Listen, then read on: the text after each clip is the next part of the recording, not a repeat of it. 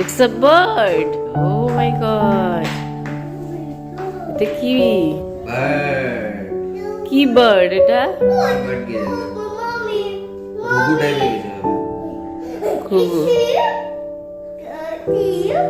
ওকে, চলো এবার ছেড়ে দাও, ছেড়ে দাও, ওকে ওর জায়গায় ছেড়ে দাও। চলো চলো। আজকে তো ভয় পেয়ে গেছে, বলছে এদের ঘরে তো আর আসবো না। বললো